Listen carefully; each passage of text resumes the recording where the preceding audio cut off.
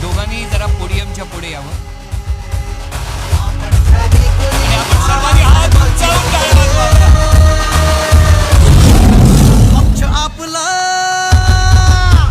हिंदू हृदय सम्राट वंदनीय शिवसेना प्रमुख बाळासाहेब ठाकरे यांच्यासाठी सुद्धा हा आनंदाचा क्षण. मी विनंती करतो छत्रपती शिवाजी महाराजांच्या पुतळ्यास पुष्पहार अर्पण करावा.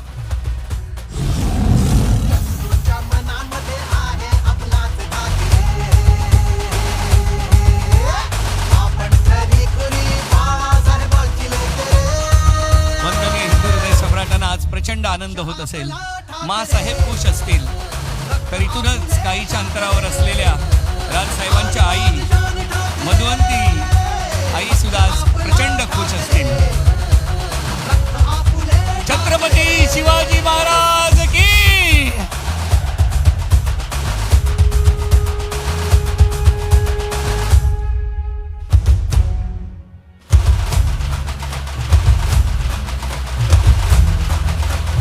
या शिवतीर्थाने हा क्षण आज अनुभवलेला आहे. आपण सर्व भाग्यवान आहोत, या क्षणाचे साक्षीदार आहोत.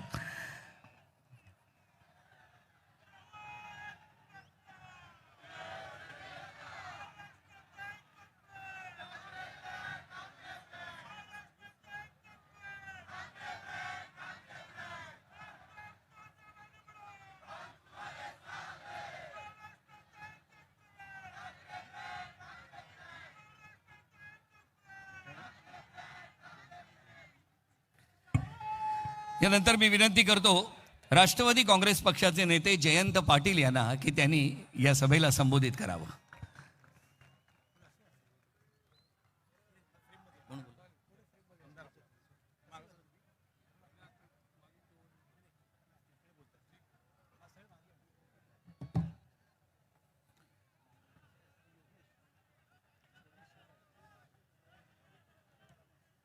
मैदानावरील छत्रपती शिवाजी महाराजांच्या पुतळ्याला वंदन करून आणि हाकेच्या अंतरावर असणाऱ्या भारतीय घटनेचे शिल्पकार डॉक्टर आंबेडकर यांच्या चैत्यभूमीच्या स्मारकाचं स्मरण करून आणि तिथून पुढं श्री सिद्धिविनायकाला नमन करून मी आपल्या सर्वांचे या शिवशक्ती सभेचं स्वागत करतो. आणि या निमित्ताने उपस्थित असणारे आपल्या सर्वांचे नेते उद्धव बाळासाहेब ठाकरे आणि राजजी ठाकरे, आमचे ज्येष्ठ मित्र संजय राऊत साहेब, आणि मगाशी उद्धवजी आपण थोडे उशीर आला, पण एक अतिशय उत्तम भाषण मी आजपर्यंत कधी ऐकलं नव्हतं. एवढं सुंदर भाषण आदित्यजींचं मी आज ऐकलं. या मुंबईची नस काय आहे, मुंबईला काय हवं आहे आणि मुंबईला काय आपण देणार आहे, हे ज्या नेत्याला ओळ आणि ओळ, कोपरा आणि कोपरा माहीत आहे, असे आदित्य ठाकरे मी मगाशी बघितले. उद्धवजी, महाराष्ट्राची जबाबदारी तुमच्यावर आहे, पण आता मुंबईची जबाबदारी आदित्यांच्यावर सोडून आपण मोकळे व्हायला हरकत नाही. एवढी आदित्य ठाकरेंच्या मध्ये या मुंबईचा प्रश्न सोडवण्याची जिद्द आज निर्माण झालेली आहे. मुंबईत स्वर्गीय आदरणीय बाळासाहेब ठाकरे साहेबांनी शब्द दिला आणि त्या शब्दामुळं ही मुंबई मराठी माणसांची आहे, मराठी वासियांची आहे, ही भावना पूर्ण देशभर पसरली. त्याचं एकमेव कारण स्वर्गीय बाळासाहेब ठाकरे. ते होते म्हणून या मुंबईमध्ये मराठी माणूस स्वाभिमानानं ठामपणानं उभा राहिला हे आजही महाराष्ट्रात कुणीही विसरता कामा नये. खरं म्हणजे मागचं पोस्टर बघून मला मनापासून आनंद होतोय. त्या दोघांनी बघितलं की नाही मला माहीत नाही, पण हे मागचं पोस्टर बघून मला आनंद होतोय की भावकी एक झाली. मी कालपासून मुंबईतल्या अनेक प्रभागामध्ये फिरलो. लोकांना प्रचंड आनंद आणि उत्साह आहे की उद्धवजी आणि राजजी एकत्रित आले. याचा मुंबईकरांना एवढा आनंद यापूर्वी कधी झालेला नसेल. एवढा मोठा आनंद, प्रचंड आनंद या दोघांना एकत्रित बघण्यास आज मुंबईकरांना झालेला आहे. आज इथं सगळं शिवतीर्थ भरलेलं आहे, पण महाराष्ट्रातल्या कानाकोपऱ्यातला माणूस टेलिव्हिजनवर बघतोय की हे दोन भाऊ एकत्रित आले, त्याचा मुंबईत आणि महाराष्ट्राच्या राजकारणावर काय परिणाम होणार. आणि म्हणून तुम्ही दोघं आलात, एकत्रित आलात, याचं पहिल्यांदा शरद पवार साहेबांच्या वतीनं मी आपल्या दोघांचं मनपूर्वक अभिनंदन करतो. आज खरं म्हणजे पवार साहेबच येणार होते, पण त्यांना जमलं नाही. त्यांनी मला यायला सांगितलं. खरं म्हणजे इथं बोलत असताना नेहमी हिंदू हृदय सम्राट बाळासाहेब ठाकरेंचं भाषण आम्ही टेलिव्हिजनवर बघायचो. तेच मैदान आहे, तीच शिवसेना आहे, मात्र शत्रू वेगळा आहे. काही गद्दार आहेत तर काही दिल्लीतील सत्तेचे गुलाम आहेत. आणि मला खात्री आहे की मुंबईकर या सगळ्यांना खड्यासारखं बाजूला ठेवल्याशिवाय राहणार नाहीत. खरं म्हणजे फार वर्षापूर्वी 19 जून 1966ला याच शिवतीर्थावर शिवसेनेची स्थापना झाली. त्यावेळी इथल्या एका कट्ट्यावर माझे नेते आदरणीय शरद पवार साहेब यांनी त्यांची पहिली सभा कट्ट्यावर बसून भाषण त्यांचं ऐकलेलं होतं.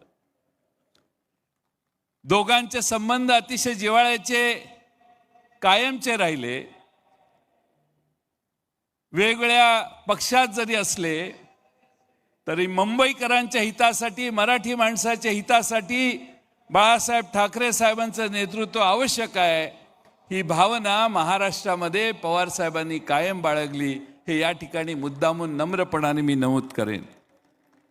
आणि म्हणून हे मैदान नुसतं मैदान नाही आहे, हे मैदान स्वाभिमानाचं मैदान आहे, आपल्या अभिमानाचं मैदान आहे आणि भावनेची नाळ जोडणारं हे मैदान आहे. आणि म्हणून याच मैदानावर ज्यावेळी शरद पवार साहेबांनी राष्ट्रवादीची स्थापना केली, त्यावेळी त्यांनी देखील सुरुवात पक्षाच्या स्थापनेची याच मैदानावरून केलेली होती. बोलण्यासारखे अनेक विषय आहेत, पण या दोघांचं भाषण आपण ऐकायला आलेला. आणि त्यामुळं बाळा नांदगावकर सारखे जास्तच मान हलवायला लागलेत म्हटल्यावर मला इशारा मिळालेला आहे. परंतु एक मित्रांनो विसरू नका की 300-350 वर्षापूर्वी आपल्या छत्रपती शिवाजी महाराजांनी सुरत लुटली, त्याचा राग काहींच्या मनात आजही आहे, हे विसरू नका. अशा अनेक गोष्टी आहेत. काल परवा अण्णा मला येऊन गेले, काय बोलले? त्यांची भूमिका अशी आहे की मुंबई ही महाराष्ट्राची नाही आहे. म्हणजे मुंबईला तोडण्याचा उद्योग पुन्हा सुरू झालेला दिसतोय. आणि म्हणून यावेळची निवडणूक तुम्हा आम्हा सर्वांसाठी फार महत्त्वाची आहे. माझी तुम्हा सर्वांना विनंती आहे की आज पुन्हा जर मुंबई तोडण्याचा प्रयत्न बाहेरच्या एवढे वेगवेगळ्या राज्यातली लोक संजय राऊत साहेब महाराष्ट्रात मुंबईत यायला लागली आहेत. प्रत्येक राज्याचा मुख्यमंत्री इथं आलेला असेल कदाचित, आणि सगळ्यांना बोलवण्याचं काम चाललेलं आहे. पण उद्धवजी, मी तुमचं, राजजी तुमचं अभिनंदन करेन. तुम्ही तुमच्या जीवावर ही निवडणूक लढवताय, राष्ट्रवादीची तुम्हाला साथ आहे. आणि म्हणून तुम्हाला महाराष्ट्रात मुंबईच्या सामान्य माणसाला विश्वासात घेऊन ही निवडणूक लढवल्यामुळे तुम्हाला यश मिळेल. यात माझ्या मनात काही शंका नाही.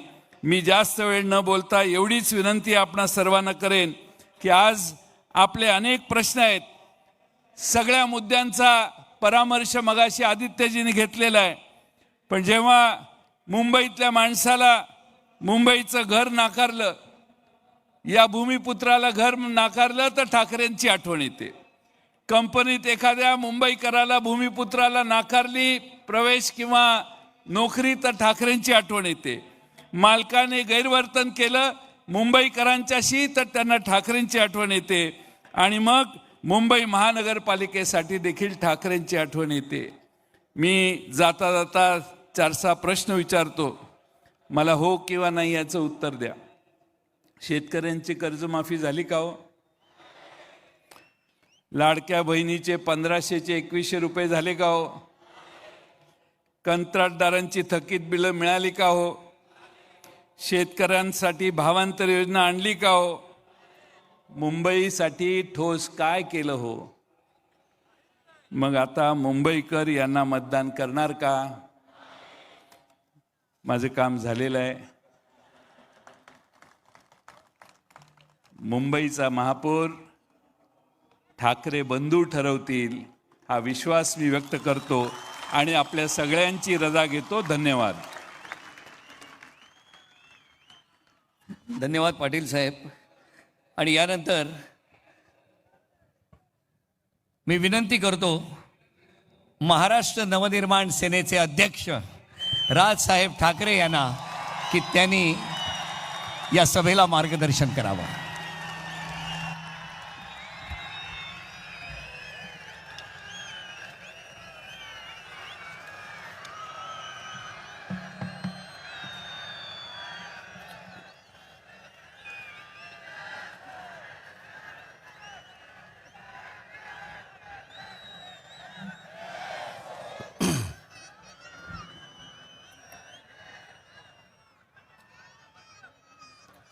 व्यासपीठावरती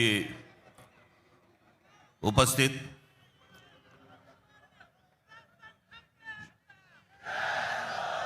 शिवसेनेचे पक्षप्रमुख उद्धव ठाकरे,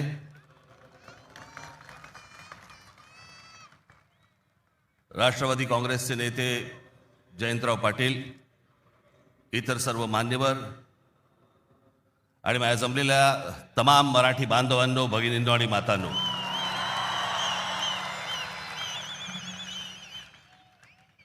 खरं तर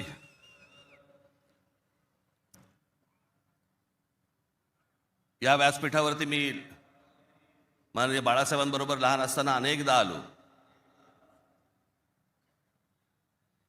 शिवसेना पक्षाची स्थापनाच या शिवतीर्थावरती झाली. त्यावेळेला माझे आजोबा प्रबोधनकार ठाकरे हे देखील इथे उपस्थित होते.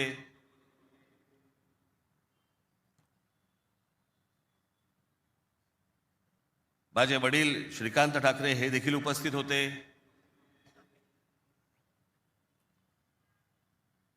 आमची माँ ही देखील उपस्थित होती.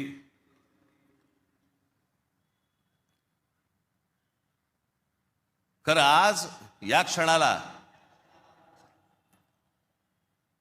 हे दोन भाऊ एकत्र आल्यानंतर आम्ही आज माझे आजोबा प्रबोधनकार ठाकरे, माननीय बाळासाहेब ठाकरे, माझे वडील श्रीकांत ठाकरे आणि आमच्या माँ आज खरं तर इथे हजर असायला पाहिजे होत्या. हे सगळं चित्र पुन्हा एकदा मराठी बांधवांसाठी, मराठी माणसांसाठी, मुंबईसाठी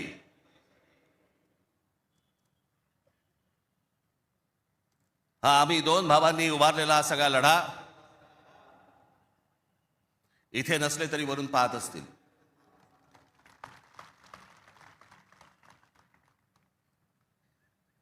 आज बऱ्याच गोष्टी मी आपल्यासाठी जरा थोडंसं घेऊन आलोय. जाताना पोट भरून जा.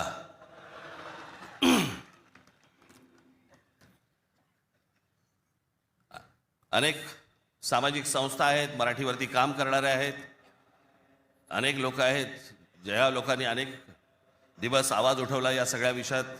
मी सर्वप्रथम त्यांचे मी आभार मानतो. दीपक पवार आहेत, त्यांच्याबरोबरचे अनेक सहकारी आहेत, त्यांचे आभार मानतो. अनेक टेलिव्हिजन चॅनलचे आणि वर्तमानपत्रांचे संपादक आहेत, पत्रकार आहेत. त्यांनी गेले काही दिवस जी आम्हाला साथ दिली त्याबद्दल त्यांचेही मी मनापासून आभार मानतो.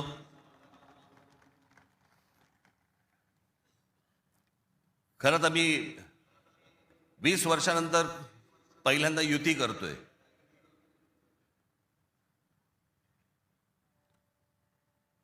आणि त्याच्यामुळे अनेक या युतीच्या सगळ्या अख्ख्या प्रोसेसमध्ये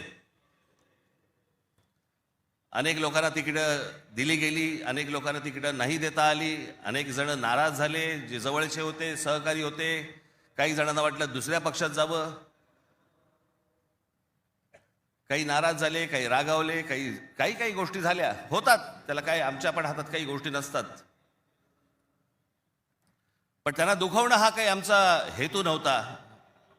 पण तरी मी त्या सर्वांची, जर दुःखी झाले असतील, नाराज झाले असतील, त्या सर्वांची मी दिलगिरी व्यक्त करतो.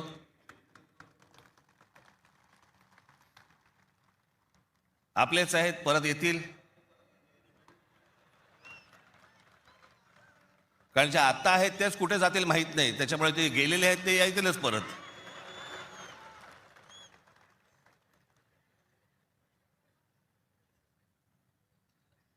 त्याच्यामुळे ह्या सगळ्या गोष्टींमध्ये मी त्यांना समजू शकतो. मुळात मी आणि उद्धव आम्ही दोघेजण एकत्र येण्याचं सगळ्यात महत्त्वाचं कारण म्हणजे या मुंबईवरती आलेलं संकट. मी गेले अनेक वर्ष या सगळ्या विषयांमध्ये बोलत आलो. गेले अनेक वर्ष मी माझ्या भाषणांमधनं हे सगळे मुद्दे मांडत आलो की कशा प्रकारचा डाव रचला जातोय. आणि मग मध्यंतरी या राज्य सरकारने हिंदी सक्तीचा विषय आणला.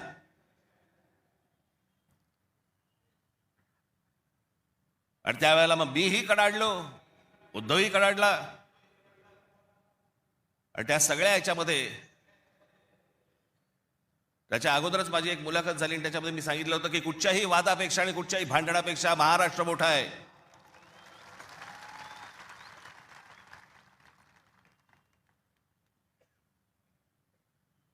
आणि मग तिकडनं ह्या सगळ्या गोष्टींची सुरुवात झाली. पण ते हिंदी सक्तीचा जो विषय होता तो फक्त तुम्हाला चाचपडून बघण्याचा होता.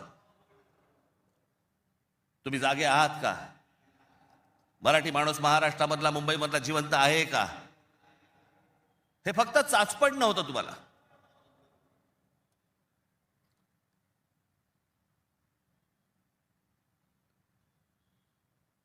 (2024) याच्यानंतर, या विधानसभा निवडणुकांनंतर या सरकारला काय फेफराला माहित नाही. जे हवं वाटेल ते, मनाला काय जे हवं ते करायला लागले. आली कुठून हिंमत?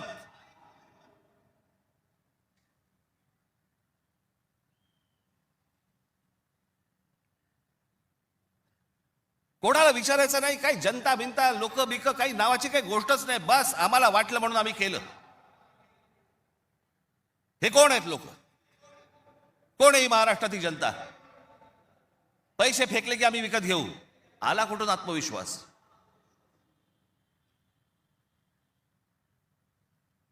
इतकी वर्ष मी आता राजकारण बघतोय. काँग्रेसची लोक सत्तेवरती होती, अनेक लोक सत्तेवरती होते, परंतु ते लोकांना घाबरून असायचे, जनतेला घाबरून असायचे. आता घाबरणं बिबरणं काहीच नाही. गृहीत धरून टाकले तुम्हाला. कुठून येतात मतं ह्यांच्याकडे, कशी येतात, काय येतात, याचा लढा येतं बाकीच्या ठिकाणी, सगळ्या ठिकाणी सुरूच आहे. ते बोगस वोटर आणि ते ईव्हीएम मशीन पासून सगळ्या गोष्टी सुरू आहेत. पण ह्याच्यामध्ये सगळ्यात महत्वाची गोष्ट बघा, आता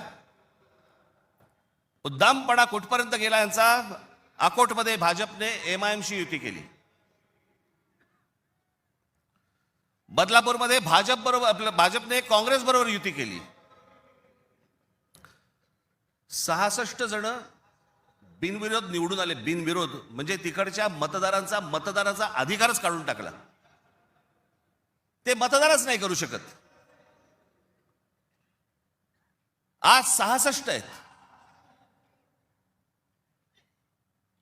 हे पुढे आकडे वाढत जाणार.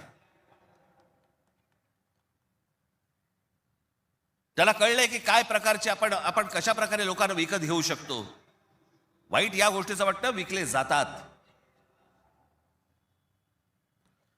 तुळजापूरमध्ये विनोद गंगणे नावाचा एक ड्रग्ज मधला एक माणूस, ड्रग्ज रॅकेट मधला, त्याला भाजपने तिकीट दिलं. ड्रग्ज विका, काही विका, पुढच्या पिढ्या बर्बाद करा, काही फरक पडत नाही. पण ड्रग रॅकेट मधला एक माणूस, त्याला भारतीय जनता पक्षाने तिकीट दिलं तुमच्या नाकावर टिचून.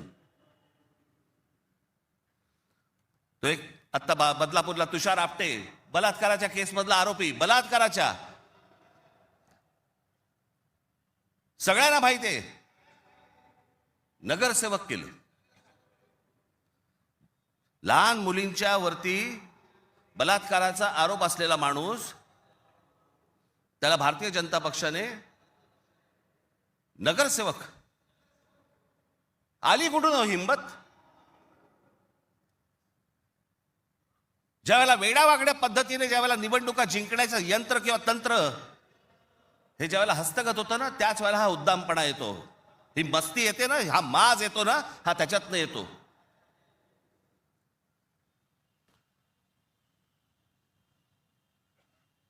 अख्खी मुंबई विकायला काढली, अख्खा महाराष्ट्र विकायला काढला, अख्खा देश विकायला काढला.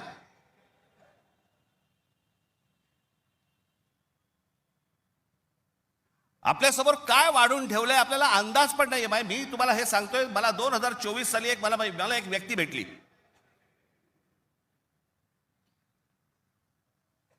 लोकसभेच्या निवडणुका झाल्यानंतरची गोष्ट सांगतोय.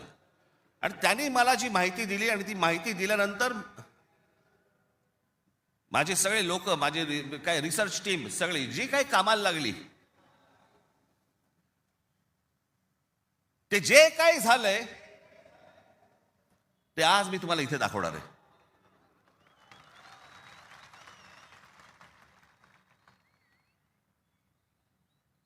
आणि मला असं वाटतं की मी आज जे दाखवणार आहे याच्यानंतर जर समजा आपल्याला भीती नाही वाटली, तर मला असं वाटतं या देशात निवडणुका न लढवलेल्याच बऱ्या.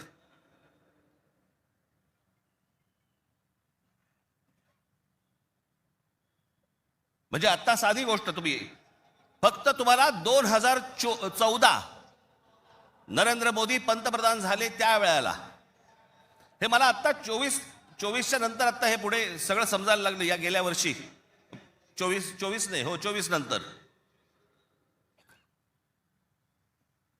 साधारणपणे विधानसभा निवडणुकांच्या आसपास मला ह्या सगळ्या गोष्टी आमच्या रिसर्च टीम मध्ये यायला लागल्यावरती मला धक्का बसायला लागला.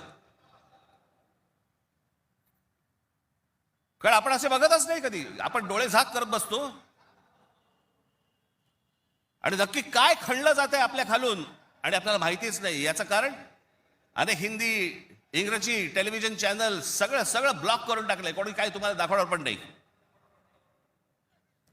दाखवलं की वरनं फोन येतो, वरनं दट्ट्या येतो, जाहिराती बंद करून टाकू. मी आता फक्त एक पहिला मॅप मी तुम्हाला भारताचा दाखवतो, 2014चा. दाखवा रे.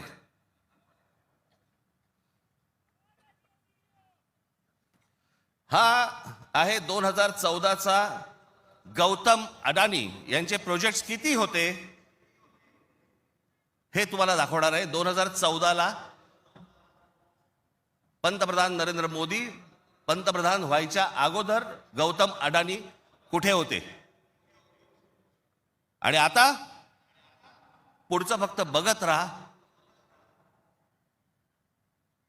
की आता 2024-25ला गौतम अडानी आता कुठे आहेत. फक्त सरकारच्या आशीर्वादाने. आणि तुम्हाला जर नाही धक्का बसला तर मला सांगा जरा, दाखवा.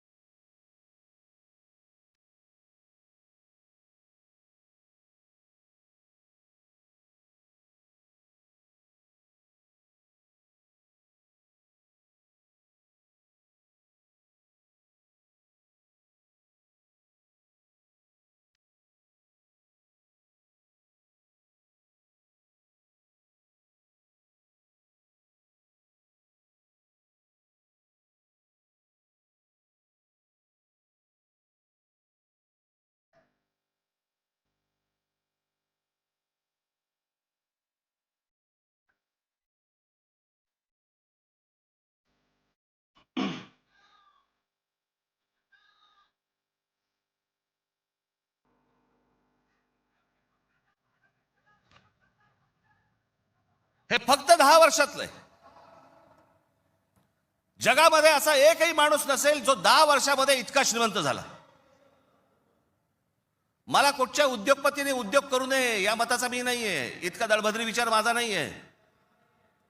पण या देशामध्ये इतके उद्योगपती असताना एका माणसावरती इतकी मेहरबानी या देशामध्ये होते, मी जगात तर दाखवतच नाही अजून. फक्त 10 वर्षामधली गोष्ट ही 10 वर्षातली. एकाच माणसाला सगळ्या गोष्टी दिल्यात. वीज दिली, सिमेंट बनवण्याच्या उद्योगामध्ये गौतम अडाणी हा माणूस कधी नव्हताच 2014च्या अगोदर. आज देशातला 2 नंबरचा सिमेंटचा व्यापारी येतो. उद्या माणसाने समजा उद्या वीज बंद केली, आम्ही अंधारात. सिमेंट महाग केलं, काही बोलू शकणार नाही. सगळी पोर्ट्स खालपासून वरपर्यंत सगळी पोर्ट्स अदानीना, सगळी विमानतळं अदानीना. महाराष्ट्रात काय परिस्थिती एकदा बघा, महाराष्ट्राचा फक्त एकदा दाखवा.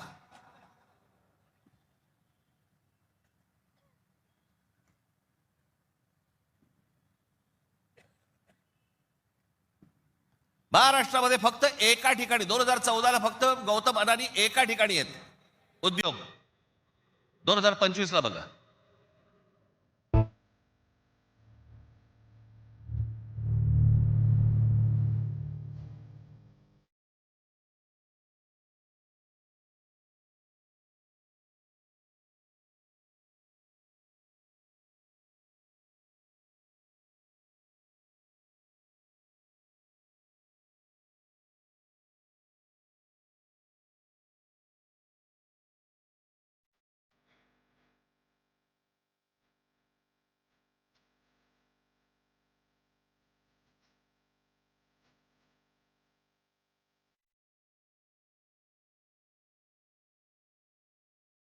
ही महाराष्ट्राची स्थिती.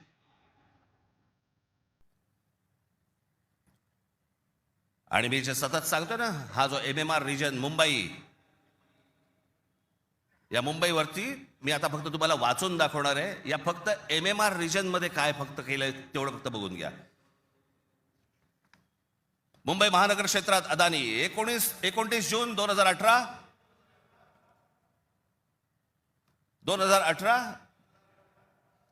रिलायन्स इन्फ्रास्ट्रक्चर कंपनी ताब्यात मुंबई वीज पुरवठा क्षेत्रात प्रवेश. एप्रिल 2021 नवी मुंबई विमानतळाच्या कामाला सुरुवात. 2021 मुंबई आंतरराष्ट्रीय विमानतळ ताब्यात. अंधेरी पश्चिम येथील RTOची जमीन अदानी यांना 5,000 कोटींना. ऐरोली इथे डेटा सेंटरसाठी 92 एकर जमीन 1,500 कोटींमध्ये. धारावी पुनर्विकास प्रकल्प अदानींना. महाराष्ट्रात स्मार्ट वीज मीटर बसवण्यासाठी 13,888 कोटींचं कंत्राट. भांडूप कल्याण इथे मीटर्स बसवली जाणार. मुंबई आणि नवी मुंबईत हायर स्केल डेटा सेंटर सुरू करण्यासाठी महाराष्ट्र सरकारशी 50,000 कोटींचा सामंजस्य करार. मेट्रो मोनोरेल यांना अदानींचा वीज पुरवठा. सांताक्रूज आणि विलेपार्ले परिसरात केंद्र सरकारच्या विमानतळ आणि संरक्षण दलाच्या जागांवरती 80,000 झोपडपट्ट्यांचा विकास अदानी करणार. पनवेलमध्ये टॉवर्स सेमी कंडक्टर कंपनी आणि अदानी समूह यांच्या प्रकल्पाला महाराष्ट्र सरकारची मान्यता. $10 अब्ज गुंतवणुकीचा अंदाज. धारावी पुनर्विकास प्रकल्पासाठी देवनारमध्ये 124 एकर जमीन. मुंबई उपनगरातील वाढत्या वीज मागणी पुरवठ्यासाठी वसई खाडीजवळ 209 कांदळवने तोडण्यास मुंबई हायकोर्टाची परवानगी. गौतम अदानी यांची तारापूर अणुऊर्जा प्रकल्पाला भेट. पुढच्या 10 महिन्यात खासगी कंपन्यांना अणुऊर्जा क्षेत्रात येण्याची परवानगी देणारे विधेयक संसदेत मंजूर. रायगड जिल्ह्यातील आंबा नदीकाठी असलेल्या जेट्टी प्रकल्पासाठी 192 कोटीची गुंतवणूक. पनवेलमध्ये 1,000 एकर्समध्ये 10,000 कोटींचा रहिवासी प्रकल्प. मुंबईला वीज पुरवठा करण्यासाठी 1,660 कोटींचं काम. धारावी पुनर्विकास प्रकल्प बांधणीसाठी मुलुंड येथे 58 एकर जमीन आणि 319 कोटी मिळाले.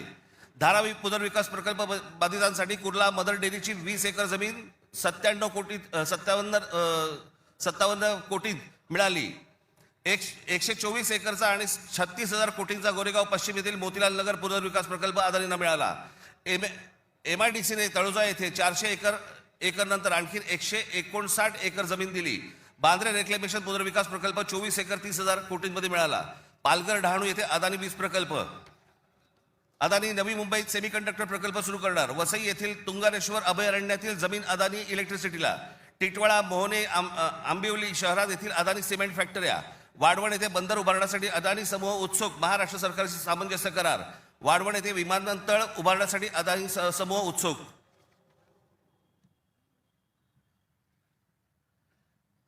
हे मी तुम्हाला सांगतोय ना, हे कशा प्रकारे तुम्हाला आवडलं जातंय याचा काही आपल्याला अंदाज, आपल्याला कळतंय हे काय चाललंय. आता हा सगळा वाढवणला आता बंदर येतंय म्हणून मी म्हटलं बंदर येत असेल चांगली गोष्ट आहे. महाराष्ट्रात बाजूला विमानतळ कशासाठी तर म्हणे मुंबई विमानतळावरचा सगळा कार्गो तिकडे नेणार. आणि नवी मुंबई विमानतळ जे बांधलंय इथून इंटरनॅशनल आणि डोमेस्टिक या आपल्याकडच्या इकडच्या विमानतळावरनं, छत्रपती शिवाजी महाराज आंतरराष्ट्रीय विमानतळावरनं डोमेस्टिक आणि इंटरनॅशनल नवी मुंबईला नेणार. ही प्रोसेस हळूहळू सुरू झालेली आहे. आणि पुढे हा संपूर्ण विमानतळ विकायला काढणार. या शिवाजी पार्क मैदान एवढी जवळपास 50 ते 60 शिवाजी पार्क मैदानं बसतील एवढा प्लॉट आहे तो, धारावीला लागून. अशी नाही ना मुंबई आम्हाला मिळवत आहेत. आम्ही बदा पैसे होतो, जमिनी विकत घेतो, जमिनी सगळ्या काढून घेतो. आणि इकडच्यांचं काय घेऊन बसलोय आपण, या सरकारमध्ये बसलेत त्यांचं. ते काहीतरी करू शकतात का? काहीच नाही करू शकत. मी मागे एक उदाहरण दिलं होतं ना, बादशाच्या हातावरचा ससाणा असतो नाही का, जो ससाणा पक्ष्यांनाच मारून आणतो. स्वतः पक्षी आहे पण तो पक्ष्यांनाच मारून आणतो. पु ल देशपांडेचं एक फार छान वाक्य आहे की स्वकीयांचा घात करणारी औलाद ही काय फक्त पक्षांमध्ये नसते. मला तर आता कळले राजकीय पक्षांमध्ये आली आहे.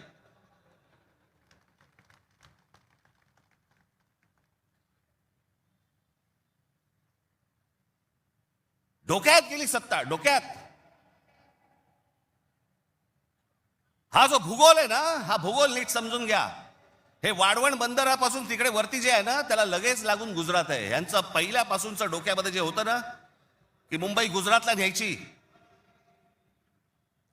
मग मुंबई गुजरातला न्यायची असेल तर काय करायला लागेल? पालघर जिल्हा ताब्यात घ्यायला लागेल, ठाणे जिल्ह्याचा भाग ताब्यात घ्यायला लागेल, या MMR रिजनचा भाग ताब्यात घ्यायला लागेल, तर मुंबईपर्यंत पोहोचता येईल. माणसं पहिली बदा तिकडे टाका, त्यांचे मतदारसंघ फोडा, मराठी माणसांना फोडा, हे मतदारसंघ ताब्यात घ्या आणि त्याच्यानंतर सांगा अरे खासदार तर आमचाच, आमदार तर आमचाच, नगरसेवक पण आमचाच, महानगरपालिकाही आमच्या हातात. हे सगळं करून मुंबई गुजरातला कशी जोडता येईल याच्यासाठीचे हे सगळे लॉंग टर्म प्लॅन सगळे सुरू आहेत. आणि आम्ही भेसावत, आमच्यामध्ये जातीपातीमध्ये भांडणं लावली जात आहेत. हा मराठा, हा OBC, हा अजून कोणी. एकदा मुंबई हातात तर गेली ना बाबांनो, महाराष्ट्र झारखंडपेक्षा काही वेगळा करणार नाहीत. हे मुंबई ही तुमची राजधानी आहे, मुंबई ही तुमची ताकद आहे. पण जो मस्तवालपणा जो अंगामध्ये शिरलेला आहे यांच्या, की आम्ही काहीही करू, कुठूनही मतं आणू, जे यांनी विधानसभेला केलं तेच करण्याचा हे आत्ता पण प्रयत्न करणार. आमच्यावरती भ्रष्टाचाराचे आरोप करतायत. काय बोलताय काय तुम्ही? देवेंद्र फडणवीस ज्यावेळेला मुख्यमंत्री होते त्यावेळेला यांनी छगन भुजबळांना जेलमध्ये टाकलं होतं, हो की नाही? आता मांडीला मांडी लावून बसलेत. अजित पवारांचे बैलगाडीभर पुरावे घेऊन गेले होते. काय किती 70 का 80 हजार कोटीचा काहीतरी घोटाळा, त्याच्याबद्दल पुरावे बैलगाडीतनं घेऊन गेले होते. आता काय सांगतायत? कोर्टात केस आहे, पुरावे असतील तर त्यांना अटक होईल. अरे मग तुम्ही पुरावे दिले होतेत ना, द्या आता कोर्टात. ही सगळी बाहेरून सगळी माणसं आणायची, इथे भरायची, तुमचा टक्का कमी करायचा, तुमचं अस्तित्व घालवायचं. इथे येऊन ह्याची माणसं बोलणार, इथे उत्तर भारतातलं माणसं येणार आणि म्हणणार इथे तुम्हाला. काल एक कोणतरी उत्तर भारतातला माणूस बोलत होता म्हणे, मुंबईमध्ये म्हणे नोकऱ्या जर घ्यायच्या असतील महानगरपालिकेमध्ये तर इथल्या स्थानिकांना, उत्तर भारतीय लोकांना दिल्या पाहिजेत. हे बाहेरून येणारे म्हणे कोल्हापूर, सातारा, सांगलीवरनं येणारी माणसं हे बाहेरच्या लोकांना द्यायची नाहीत म्हणून. बाहेरची लोक म्हणजे आमच्या सातारा, कोल्हापूर, सांगलीमधनं येणारी आता हे बाहेरची लोक झाली आणि हे आतले.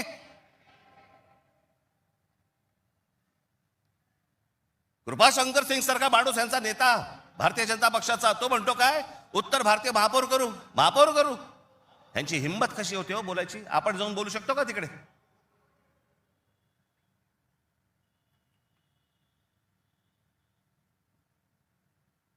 याचं कारण तुम्ही एकत्र येऊच नाही, याच्यासाठीचा बंदोबस्त यांनी केलेला आहे. म्हणून काय करायचं, पैसे टाका, माणसं फोडा. यांचं मुंबईवरचं लक्ष उडालं पाहिजे, महाराष्ट्रावरचं लक्ष उडालं पाहिजे. हे मराठी म्हणून कधी एकत्र येताच कामा नयेत. आणि मग आपल्याला जे साध्य करायचंय,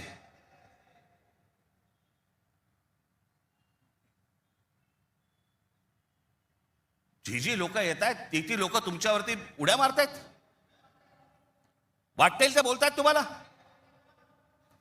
मुंबईमध्ये, महाराष्ट्रामध्ये तुम्हाला घरं नाकारली जात आहेत.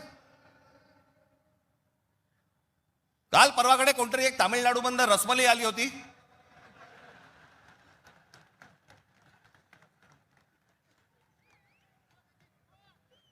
तो सांगतो मुंबईचा आणि म्हणजे महाराष्ट्राचा संबंध काय? भडव्या, तुझाच काय संबंध आहे इथे याचा?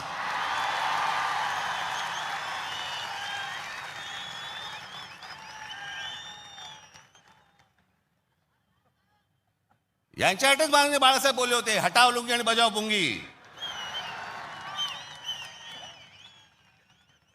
आज अनेक दाक्षिणात्य इथे राहत आहेत, अनेक जैन मारवाडी इथे राहत आहेत, आनंदाने राहत आहेत. पण कसं भडकवलं जाते बघा तुम्हाला कबुतरांच्या नावाने. कबूतर राहिली बाजूला, पण हे सत्ताधारी जे फडफडत आहेत ना, हा त्यांचा प्रश्न आहे. काल परवाची गोष्ट, इथे मुंबईमध्ये एक जैन मराठी वादावरती पडदा टाकण्यासाठी म्हणून एक बैठक झाली. ही बातमी फक्त नवाकाळला आली होती. त्यांचे कोणतरी एक जैन मुली निलेश चंद्र आहेत, निलेश चंद्र बघा. ते जैन मुली निलेश चंद्र काय सांगतायत, तर कबुतरे खाणे आणि मांसावरून मराठी जैन समाजात पेटलेला वाद मिटवण्याची जबाबदारी मुख्यमंत्री देवेंद्र फडणवीस यांनी भाजपा मंत्री मंगल प्रभात लोढा यांना दिली. मात्र मंगल प्रभात लोढा यांनी हा वाद मिटवला नाही, तर ह्या समाजामध्ये जास्तीत जास्त भांडणं कशी लागतील हे पाहिलं. म्हणजे मराठी माणसापासून गुजराती बाजूला करायचे, आता ही लुंगी अंडी इकडनं तमिळ बाजूला करायचे, अजून कोणतरी युपी मधनं बोलवायचा, त्याच्यात अजून ते बाजूला करायचे. तुम्हाला या महाराष्ट्रामध्ये, मुंबईमध्ये एकट्यात पाडायचं. एकटे असलो तरी काफी होत.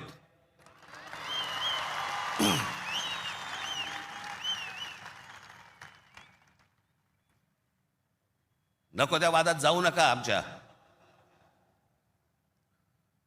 यांच्या गुजरातमधनं बिहारी लोकांना ज्यावेळेला हाकलवले, त्याच्या बातम्या नाही होत.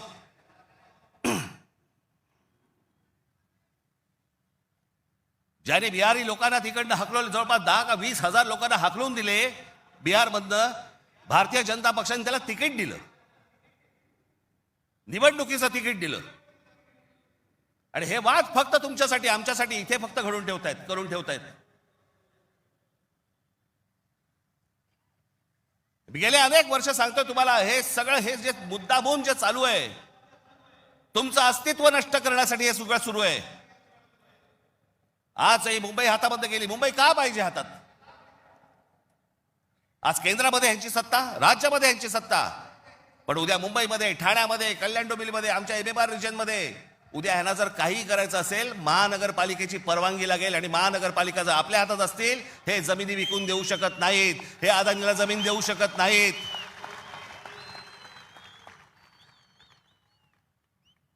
ही गोष्ट ते करूच शकत नाहीत. हा धोका काय होता ना बाबांनो, मी फक्त वेळ कमी आहे, परंतु मी आपल्याला एक धोका, हा किती वर्षांपूर्वी आमच्या बाबासाहेब आंबेडकरांनी, आमच्या बाबासाहेबांनी मांडलेला, तुम्हाला फक्त एक गोष्ट वाचून दाखवतो, जी मी 2008ला वाचून दाखवली होती. बाबासाहेबांनी काय त्यावेळेला मांडलं होतं हे तुम्हाला आज कळेल. मी काय सांगतोय तुम्हाला ते. उत्तर प्रदेश आणि बिहार यांच्यासारखी राज्य निर्माण करून हे बघा, हे पुस्तक आहे भाषिक राज्य पुनर्रचना मीमांसा. आपल्याला कुठे मिळालं तर आपण जरूर वाचा. उत्तर प्रदेश आणि बिहार यांच्यासारखी राज्य निर्माण करून राज्य पुनर्निर्माण मंडळाने केवळ तौलनिक विषमता निर्माण केली एवढेच नव्हे, तर उत्तर भारत आणि दक्षिण भारताचे 2 तट निर्माण केले. उत्तर भारतात हिंदी भाषेचं प्राबल्य आहे, उलट दक्षिण भारतात हिंदीशी संबंध नसलेल्या भाषा बोलल्या जातात. मला खरं तर आपल्याला सांगायचं आहे की युपीच्या आणि बिहारच्या लोकांनी पहिल्यांदा नीट समजून घ्या, बाबांनो, हिंदी ही तुमची पण भाषा नाही. युपीच्या लोकांची भोजपुरी भाषा आहे, बिहारच्या लोकांची मैथिली भाषा आहे, अवधी भाषा आहे. हिंदी भाषा तुमची पण नाही आहे. माझा कुठच्या भाषेवर राग नाही, परंतु तुम्ही आमच्यावरती लादणार असाल तर लाथच मारू. हिंदी भाषिकांची संख्या किती मोठी आहे याची बहुतेक कोणालाही दखल नाही. भारताच्या एकूण लोकसंख्येच्या 48% लोकसंख्या ही हिंदी भाषिक म्हणजे त्या भागाची आहे. माझ्याकडे घटना निर्मितीचे काम होते त्यावेळी एक गुपित घटना मी नमूद करू इच्छितो. अर्थात गुपित भंगाचा आरोप माझ्यावरती येणार नाही अशी अपेक्षा आहे. काँग्रेस पक्षाच्या एका बैठकीतील हे गुपित आहे. हिंदी ही राष्ट्रभाषा म्हणून स्वीकारण्यासंबंधी ही चर्चा होती. घटनेचे 115वे कलम राष्ट्रभाषेसंबंधी आहे. या कलमावरती जेवढी गरमागरम चर्चा व्हायला झाली तेवढी इतर कोणत्याही कलमावरती झाली नाही. प्रदीर्घ चर्चेनंतर हे कलम मातास टाकले आणि काय आश्चर्य, 78 विरुद्ध 78 असे मतदान झाले. कुठलाच निर्णय घेणे शक्य झाले नाही. या वस्तुस्थितीमुळे दक्षिण भारताचा उत्तर भारतावरती किती कटाक्ष आहे हे तुमच्या लक्षात येईल. उत्तर भारत संलग्न झाला आणि दक्षिण भारत विच्छिन्न राहिला आणि राजकारणात हिंदी व उत्तर भारताचे वर्चस्व असेच चालू राहिले तर परस्पर द्वेषभाव निर्माण झाला नाही तरच नवल. केंद्रीय सरकारात एका राज्याला दुसऱ्या राज्यावरती अशा आगंतुकपणे वर्चस्व चालू देणे धोक्याचे आहे. घटक राज्ये समतोलाची राखण्यास केंद्रीय शासनामध्ये काही तरतूद नसल्यामुळे नवनिर्मित बिजोड राज्यांमुळे 5 प्रदेशांखेरीज इतर राज्यात अविश्वास आणि असंतोष निर्माण होईल. सध्याच्या केंद्रीय शासन पद्धतीमुळे भारताच्या राजकारणात उत्तर प्रदेश इतर राज्याहून प्रबळ ठरेल ही भीती केवळ दक्षिण भारतीयांचीच नसून पंजाब, बंगाल व इतर राज्यांनी व्यक्त केलेली आहे आणि ही भीती निराधार आहे असे कोणीही छातीरोखपणे सांगू शकत नाही. या भीतीचे निराकरण केले नाही आणि आत्ता विशेष उपाययोजना केली नाही तर ही भीती राष्ट्रीय ऐक्यास घातक ठरल्याशिवाय राहणार नाही. हे सत्य कोणी लपवून शकत नाही. आमच्या परमपूज्य डॉक्टर बाबासाहेब आंबेडकरांनी तेव्हा लिहून ठेवलंय की हे किती घातक आहे ते. हे काय चाल चालू आहे तुमच्या विरोधात, हे काय प्रकारचं षडयंत्र सुरू आहे. जो इतका बलवान महाराष्ट्र, इतका सुसंस्कृत महाराष्ट्र, या देशाला दिशा दाखवणारा महाराष्ट्र, सगळ्या बाजूनी संपन्न असा महाराष्ट्र, हे सगळ्या बाजूनी येत आहेत आणि महाराष्ट्र आणि तुम्हाला फक्त इथे तुमचे चावे घेत आहेत. तुम्हाला उद्ध्वस्त करायचं आहे ना, उठा या जमिनीवरनं, निघा इथून, आम्ही येत आहोत. काल परवाकडेच मी एका चॅनलला सांगितलं, हिरे असतात, मोती असतात, सोनं असतं, चांदी असते, अजून काही मौल्यवान गोष्टी असतात, फक्त जमीन या एकाच गोष्टीला रिअल इस्टेट म्हणतात, खरी संपत्ती. दुसऱ्या कोणत्याही गोष्टीला रिअल इस्टेट म्हटलेलं नाहीये, फक्त जमिनीला रिअल इस्टेट म्हटलंय. कारण ती तुमची संपत्ती आहे. तुमच्या पायाखालची जमीन आणि तुमची भाषा ही मेली की तुमचं अस्तित्व संपलं, तुम्ही कोणी नाही आहात. जगात अनेक देश, अनेक लोक हे भाषा संपली, देश गेला, जमीन गेली म्हणून संपले. हाच डाव त्यांचा आहे. वेगवेगळ्या मार्गाने येत आहेत आणि वेगवेगळ्या मार्गाने तुमच्यावरती आक्रमण करतायत आणि तुम्हाला सांगतायत निघून जा इथनं. संयुक्त महाराष्ट्राच्या वेळेला देखील विरोध करणारे या मुंबईमधले अनेक धनिकच होते, गुजराती होते पण धनिक होते. आज पण तेच चालू आणि आज हे संकट त्यावेळेला इतकं नव्हतं, पण आज खरं तर तुमच्या उंबरठ्यावरून वरती येऊन उभं आहे. कधी तुमच्या दरवाजावरती टकटक होईल तुम्हाला पण कळणार नाही, कधी तुम्हाला इथनं बाहेर काढतील तुम्हाला कळणार पण नाही. आज मुंबई, उद्या ठाणा, कल्याण, डोंबिवली, सगळे सगळे भाग, उद्या पुणा, नाशिक, जे जे चांगलं आहे, आज कोकणपट्टी अख्खी रिकामी करतायत. जमिनीच्या जमिनी विकत घेतल्या जात आहेत. मी त्यावेळेला त्या बुलेट ट्रेनला विरोध केला होता, आजही माझा विरोधच आहे. कुठे चालली आहे बुलेट ट्रेन? बुलेट ट्रेन फक्त बघा, ही बुलेट ट्रेनचं स्टेशन, शेवटचं स्टेशन गुजरातमध्ये चाललंय, जिकडे गिफ्ट सिटी उभी केली आहे. Gift city Ahmedabad bullet train station पासून 90 किलोमीटरवर ढोलेरा नावाचं एक पूर्ण नवीन शहर बसवलं जातंय. ढोलेरा नावाचं एक पूर्ण नवीन हे शहर 903 स्क्वेअर किलोमीटरचं आहे, म्हणजे मुंबईपेक्षा 1.5 मोठं. आणि तिथे वेदांत आणि फॉक्सकॉनची 1.5 लाख करोडची सेमी कंडक्टर प्रोजेक्ट्स येत आहेत.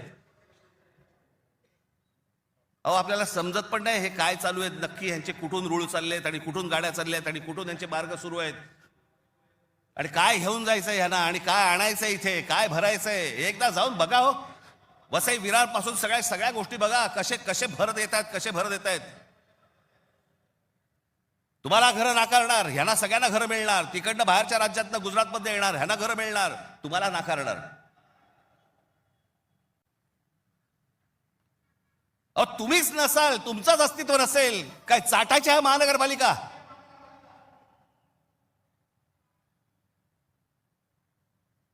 काय उपयोग आहे या गोष्टींचा? आम्ही भले आमच्या वचननाम्यामध्ये सांगितलेल्या अनेक गोष्टी आहेत ज्या उत्तम करू, उत्तम शहर करू, चांगल्या गोष्टी करू. मला असं वाटतं उद्धव ठाकरे आपल्या भाषणामध्ये या गोष्टी सांगतीलच. अरे पण तुम्ही असायला पाहिजेत ना त्याच्यासाठी. तुमची काय किंमत करून ठेवली आहे लोकांनी? कोण महाराष्ट्रामधला मराठी माणूस पैसे फेकले की विकला जातो? ही आपली किंमत. आणि ही बोली लावणारे कोण? आमचेच. दुसऱ्यांच्या हातावरती बसून त्यांचा उद्देश साध्य करण्यासाठी आमचे लोक हे आमच्या लोकांना फोडतायत. काय दुर्दैव आहे बोला. या अशा परिस्थितीमध्ये ही आजची निवडणूक होते. ही मराठी माणसासाठी शेवटची निवडणूक आहे. आज जर चुकलात, कायमचे मुकलात म्हणून समजा. आज जर तुमच्या हातातनं ही शहरं गेली, त्यांच्या हातामध्ये गेली, उद्या राजानं मारलं आणि पावसानं झोडलं, तक्रार कोणाकडे करायची? आज इतर राजकीय पक्षांमधले पण जे मराठी लोक आहेत, माझं त्यांनाही आव्हान आहे, सोडा ते सगळं.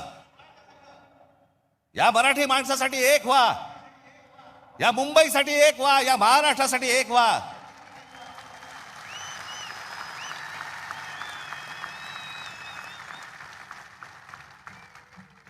ज्या इतक्या वर्षांच्या परंपरेने, इतक्या लोकांच्या तपश्चर्याने ही मुंबई महाराष्ट्राला मिळाली. 107 आमचे हुतात्मे गेले. उद्या मुंबई गेली तर त्या पुतळ्यानंतर काय अर्थ उरतो?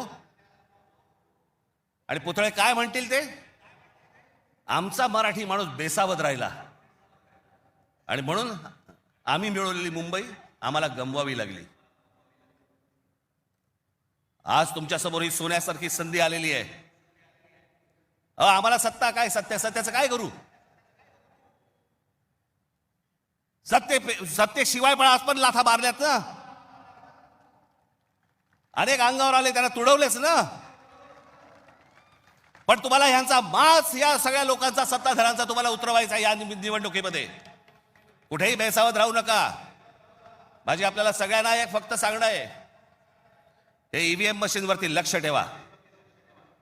दुबार मतदार सकाळी 6 वाजता, मला जेवढे काय BLA नेमलेले आहेत, सकाळी 6 वाजता तिकडे सेंटरवरती पाहिजेत दोन्ही पक्षांचे. आणि दोन्ही पक्षातले जे सगळे लोक आहेत यांना फक्त मी एकच सांगतोय, बाबांनो, आता आपल्यातलं काही वाद नाही. आता खरी लढाई त्यांच्याशी आहे.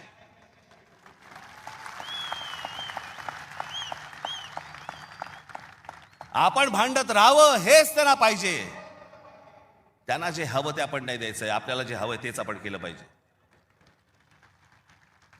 आणि म्हणून तिकडे आपल्याला जातात एवढंच सांगेन की सतर्क राहा, बेसावध राहू नका. आणि जर दुबार मतदार जर तिकडे आला, सकाळी 7 वाजता फोडून काढा.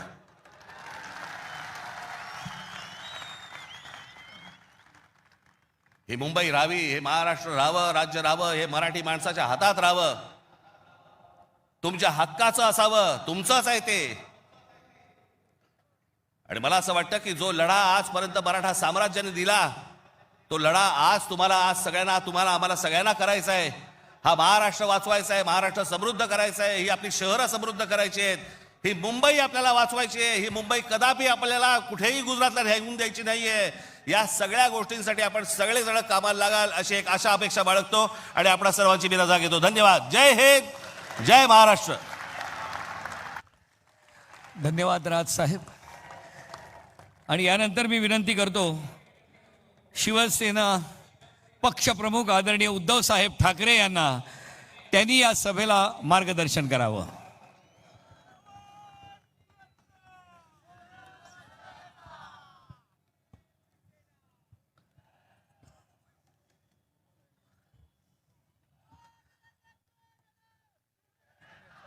अखंड हिंदुस्थानचा कैवारी प्रबुधनकार सुपुत्र देवतेचे धर्म मराठी मनाचा मानबिंदू हिंदू अस्मितेचे शिरोमणी हिंदुस्थान हिंदू हिंदुस्थानचा एकमेव हिंदू हृदय सम्राट हिंदू धर्म रक्षक सरसेनापती महानेता माननीय शिवसेना प्रमुख श्रीमान बाळासाहेब ठाकरे यांचा.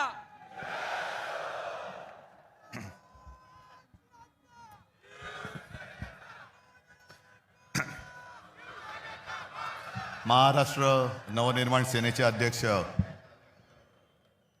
राज ठाकरे,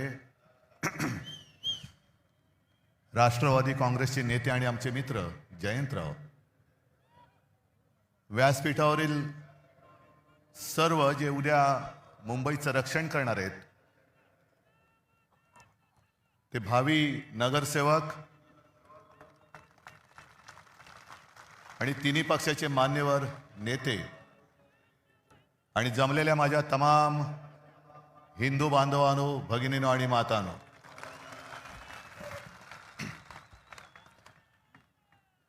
आता या पहिल्या वाक्यापासूनच उद्या चर्चा सुरू होईल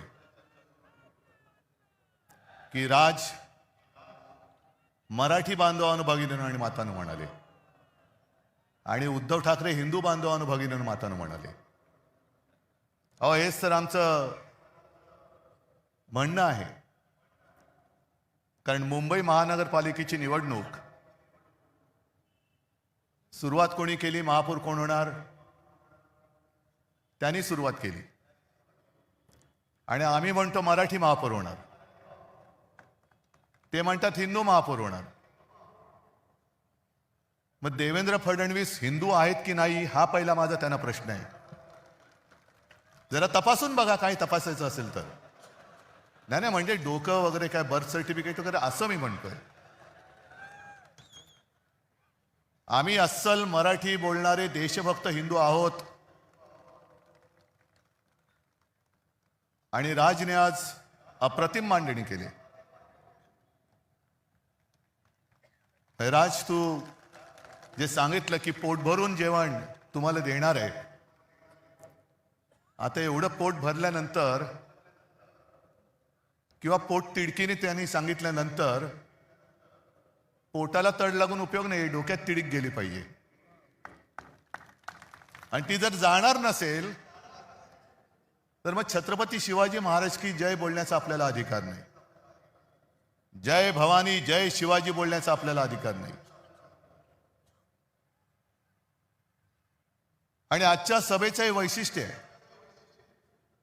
जसं आपल्या सगळ्यांच्या मनात आजपर्यंतचा शिवसेनेचा इतिहास माहिती आहे, तसंच मला ती पहिली सभा मलाही आठवते. मी इथे खालीच माच्या मांडीवरती बसून ती सभा बघितली होती.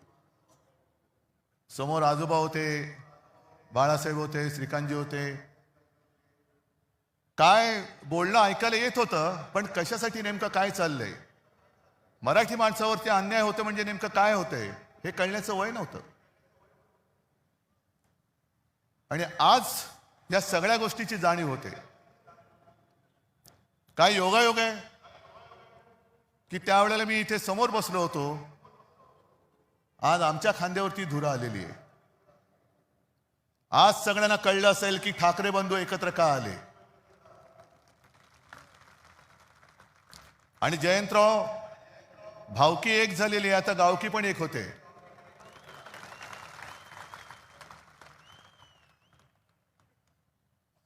अनेक जण आतापर्यंत प्रश्न विचारत होते की ठाकरेंच्या अस्तित्वाची लढाई आहे का? अरे ठाकरेंचं अस्तित्व ठरवणार अजून जन्माला नाही आलं. हे बघा समोर बसले, ते खरं ठाकरेंचं अस्तित्व आहे.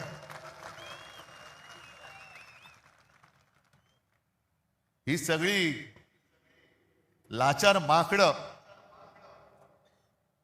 ही कधी वाघ नाही बनू शकत. आणि आत्ता तुमच्या लक्षात आलं असेल की शिवसेना संपवण्यामागचा यांचा डाव काय होता का? संयुक्त महाराष्ट्राच्या लढ्याच्या वेळेला आचार्य आत्रे होते, एस एम जोशी होते, डांगे होते आणि पहिले जे 5 जण सगळ्यात पुढे होते त्याच्यात आमच्या दोघांचे आजोबा प्रबोधनकार केशव सीताराम ठाकरे होते. ही आमची घराणेशाही म्हणा किंवा घराण्याची परंपरा म्हणा. आणि हे रक्तामध्ये असावं लागतं. मराठीचं प्रेम, मातृभाषेचं प्रेम हे रक्तामध्ये असावं लागतं. आणि आमच्या डोळ्यात देखत जर आमच्याच घराचे, राज्याचे, भाषेचे लचके तोडले जाताना आम्ही प्रबोधनकारांची नातवंड, बाळासाहेबांचा मुलगा, श्रीकांतजींचा मुलगा हे काही शेपट्या घालून घरी बसू असं या भाजपवाल्यानं वाटलं. आज जे काय राजने मांडलेलं आहे हेच तर आम्ही सांगतोय. आणि आमच्या दोघांचे शेवटी अनुभव हा सगळ्यात मोठा गुरु असतो. साहजिकच आहे मराठीसाठी एकत्र आलोत आणि राज जे बोलत तेच सांगतोय. आमच्यामध्ये तसे वाद नव्हते पण ते वाद आम्ही आज गाडून टाकलेले आहेत आणि मराठी माणसासाठी, हिंदूंसाठी आणि महाराष्ट्रासाठी एक ताकद म्हणून उभे राहिलेलो आहोत.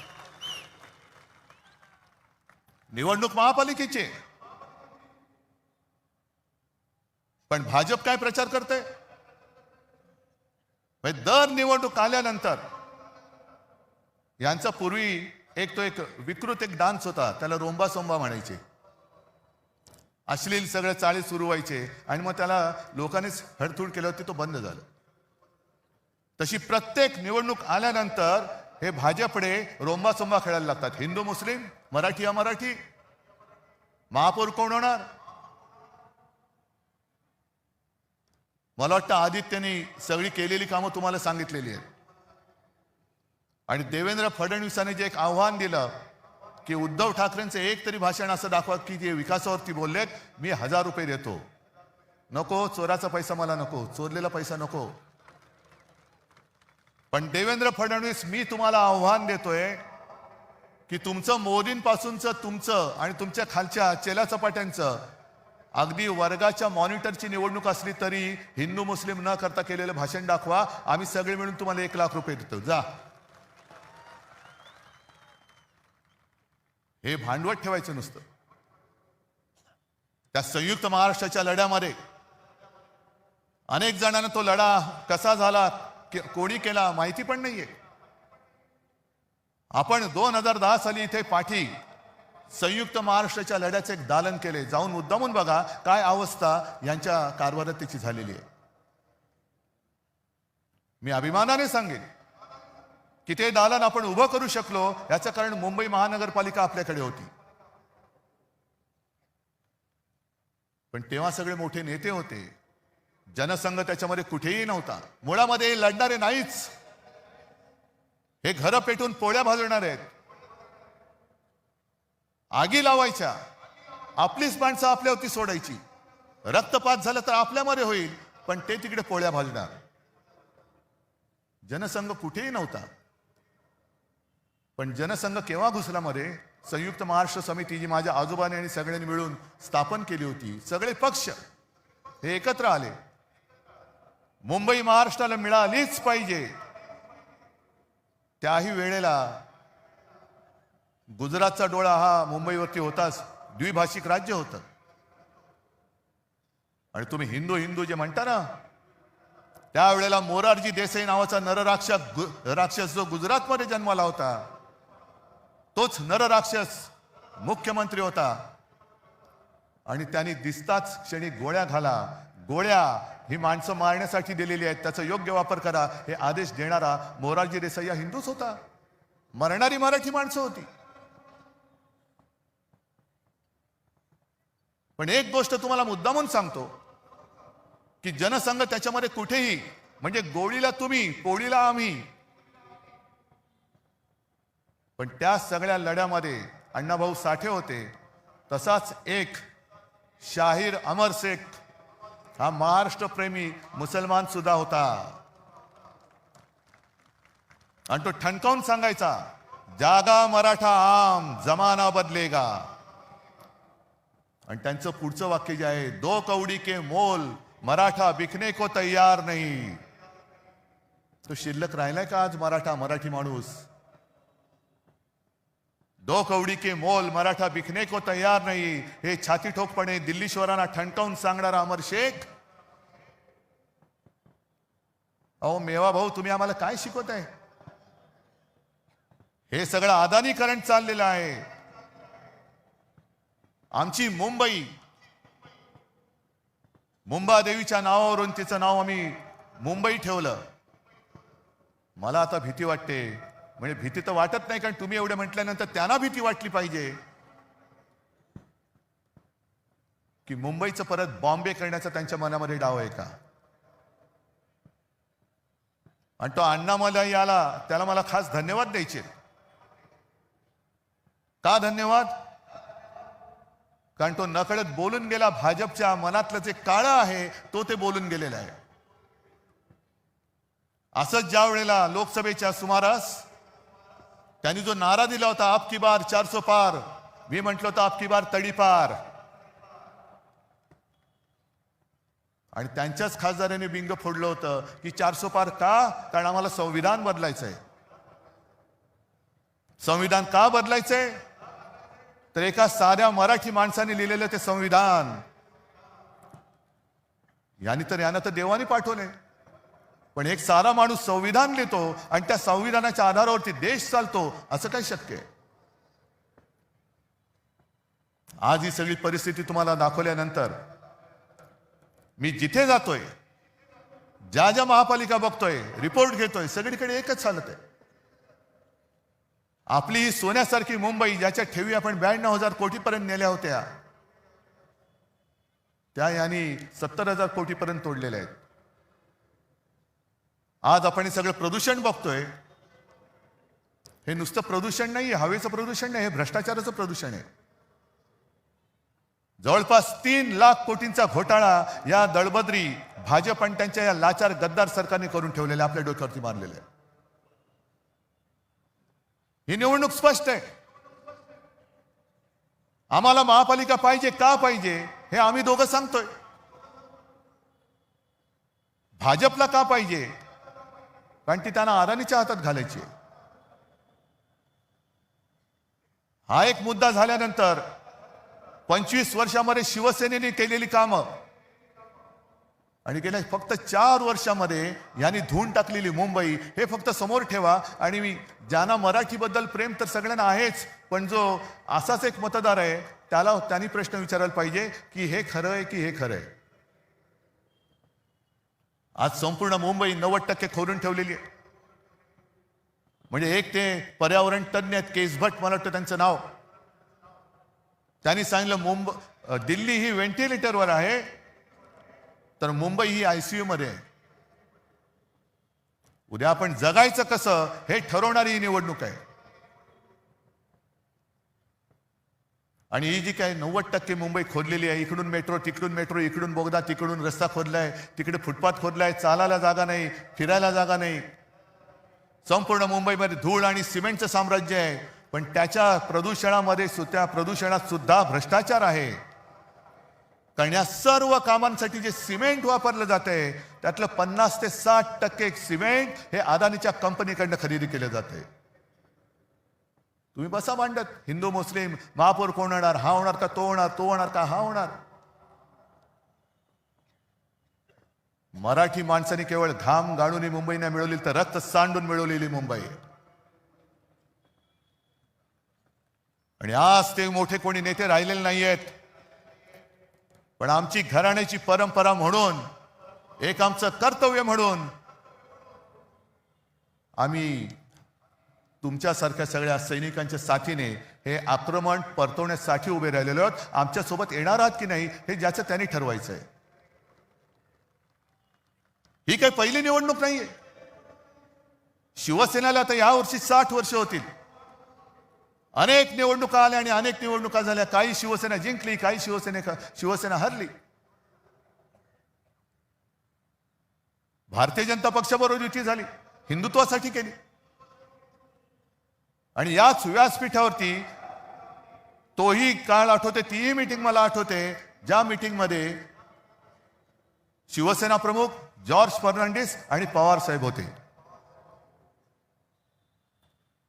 युत्या होतात, आघाड्या होतात, मतभेद होतात, लोक दूर जातात.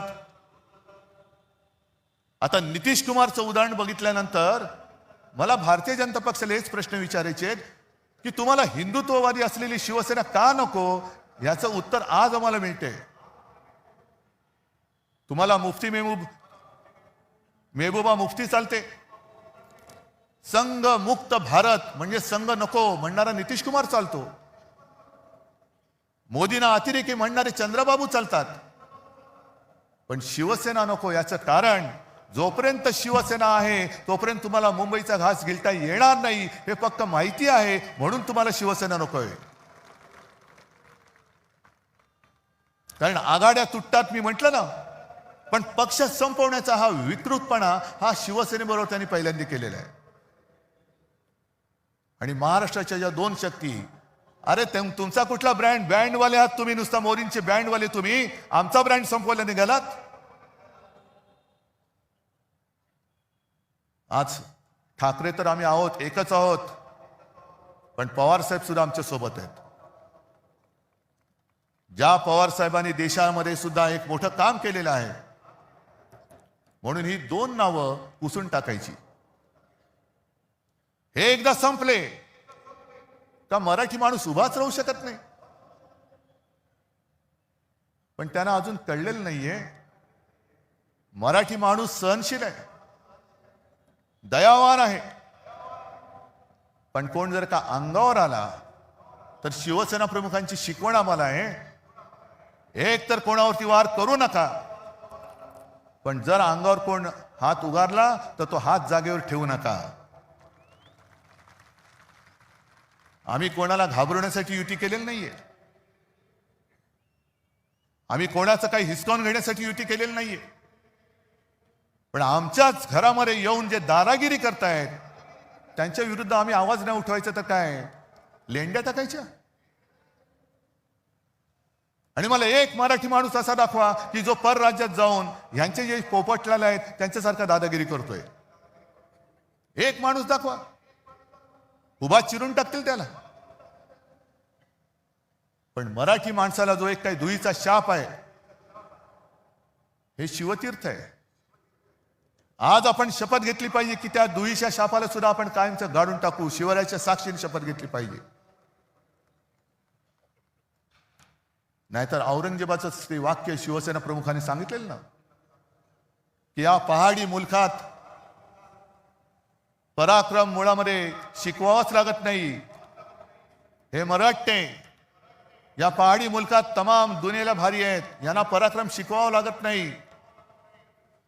पण दुहीचं बीज इकडे खडकावर जरी भिरकावलं तरी एवढं रुजतं, फोफावतं की पाहता पाहता तमाम दौलत तबाह करून टाकतं. हा दुहीचा शाप गाडून टाकायचा आहे. आणि भारतीय जनता पक्ष, मला कालच्या मुलाखतीत प्रश्न विचारला, तुम्ही वडिलांकडनं काय शिकलात? म्हटलं मी वडिलांकडनं त्याने जे त्यांच्या वडिलांनी शिकवलेलं तेच मी शिकलोय. म्हणजे काय? म्हटलं ढोंगावरती लाथ मार. मी ढोंगावरती लाथ मारतोय, भाजपच्या ढोंगावरती लाथ मारतोय. शब्द नीट ऐका, ढोंगावरती. कारण भाजपचं हे ढोंग आहे, भाजपचं हिंदुत्व हे ढोंग आहे, भाजपचं देशप्रेम हे ढोंग आहे. त्या काश्मीरमध्ये पहलगाममध्ये हल्ला झाल्यानंतर अनेक माता भगिनींचा सिंदूर पुसला गेला. त्या सिंदूरची यात्रा. बरं हल्ला कोणी केला? पाकिस्तान. मग ऑपरेशन सिंदूर. आणि थोडे दिवस गेल्यानंतर जो पाकिस्तान आपल्या देशामध्ये अतिरेकी घुसवतोय त्या पाकिस्तान बरोबर निर्लज्जपणे क्रिकेट खेळायला या शहांचे चिरंजीव पुढे, हे यांचं देशप्रेम. राज, तू जे सांगितलं अकोटमध्ये MIM बरोबर युती, अंबरनाथमध्ये, म्हणजे तिकडे तर कमाल झाली. उद्धव ठाकरेंनी जर काँग्रेस बरोबर आघाडी केली तर उद्धव ठाकरेंनी हिंदुत्व सोडलं. मग देवेंद्र फडणवीस, अंबरनाथमध्ये तुमचं काय असं होतं की जे तुम्ही सोडू शकलात? काय सोडलं तुम्ही? बरं, मोदींच्या घरी लहान असताना ईदच्या दिवशी आजूबाजूच्या मुस्लिम कुटुंबियांकडनं जेवण यायचं, चांगली गोष्ट आहे. सौगात मोदी तुम्ही वाटणार, पण आम्ही जरा कुठे काय खुट केलं, आम्ही जर अमर शेखची आठवण काढली तर आम्ही हिंदुत्व सोडलं.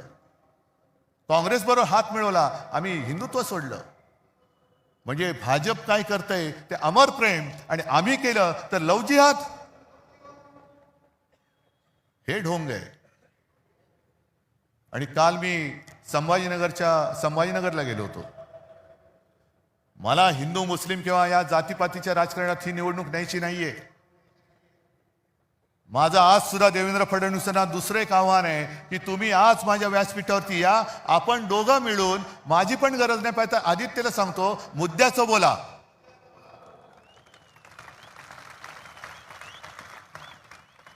हे म्हणे शिवसेनेने मुंबईसाठी काय केलं, मराठी माणसासाठी काय केलं.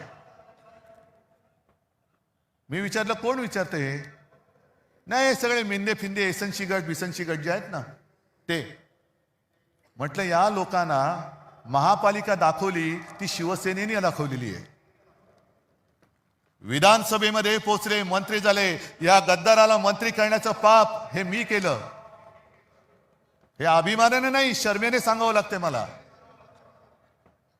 पण जर का शिवसेना नसती तर ही विचारणारी माणसं आहेत, ही सगळी गद्दार, ही तर काय खान नाही येत नाही, मराठीच आहेत ना. कोणत्या तोंडाने तुम्ही आमच्या अंगावरती येत आहे? शिवसेनेने मुंबईसाठी काय केलं ही पुस्तिका घेऊनच आलेलो आहे आम्ही. शिवसेनेने मुंबईसाठी काय केलं, पुस्तिका छोटी आहेत पण कामं मोठी आहेत. ही प्रत्येकाकडे वाटलेली आहेत, प्रत्येकाकडे वाटलेत. अगदी शाळा जाऊन बघा, अभिमान वाटेल. महापालिकेच्या शाळा, मुंबई महापालिकेच्या शाळा कशा आहेत ते बघा. पाणी पुरवठा बघा कसा होतोय. अजून आपण 24 तास देऊ शकत नाही आहोत, पण त्याच्यात पाणी पुरवठ्यात वाढ तर नक्की करतोय. आरोग्य सेवा आहे. काल संभाजीनगरची मी तुम्हाला आठवण सांगत होतो. मला आश्चर्य वाटलं लोक तिकडे सहन कशी करतात. कारण वर्षाच्या 365 दिवसापैकी फक्त 44 दिवस संभाजीनगर शहरामध्ये पाणी येतं. बरं, संभाजीनगरचं नामांतर मी केलं, जयंतराव साक्षी आहेत त्याला. जो शिवसेना प्रमुखांचा एक आदेश होता, औरंगाबाद नाही छत्रपती संभाजीनगर झालं पाहिजे, तो आम्ही करून दाखवलेला आहे. पण नाव संभाजी महाराजांचं दिल्यानंतर त्याच्यामध्ये सुविधा कोण देत आहे? 4 वर्ष तुमच्याकडे सत्ता आहे. डबल इंजिन, ट्रिपल इंजिन, जेवढी इंजिन, आता मनसेचं इंजिन आमच्याकडेच आहे. तुमची इंजिन नुसती पोकळ वाफा सोडतायत.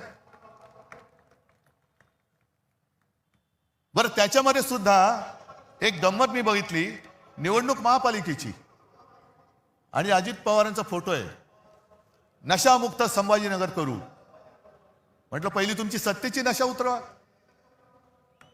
आणि साताऱ्यामध्ये ड्रग्सच्या फॅक्टरीवरती ज्याच्या धाड पडली त्याचं जे काय खरं खोटं आहे आमच्या सुषमाताईंनी बाहेर काढलेलं, त्याची चौकशी लावा ना.